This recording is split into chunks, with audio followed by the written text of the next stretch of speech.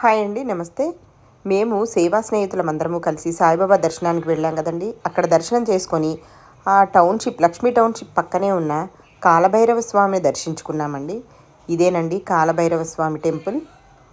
ఈ మధ్య ఒక 5 ఎకరాల్లో కట్టారండి ఇది.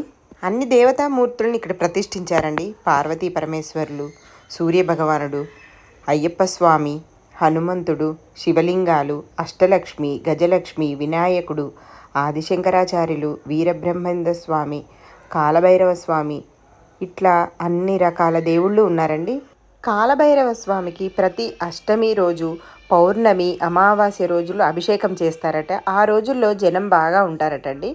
ఇప్పుడు ఒకళ్ళిద్దరు మాత్రమే ఉన్నారు.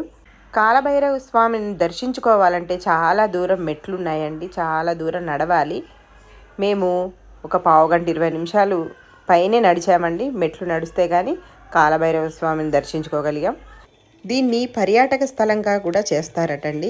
ఇంకా కడతానే ఉన్నారు, అన్ని విగ్రహాలు పెడుతూ ఉన్నారు. ఇదిగోండి సూర్యభగవానుడు.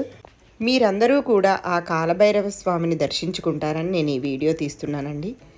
ఇప్పటి నుంచి వరంగల్లో కొన్ని గుళ్ళు పెడతానని అన్నా కదండి, ఇది 2వది. మీరు కూడా చూసి దర్శనం చేసుకోండి. నమస్తే.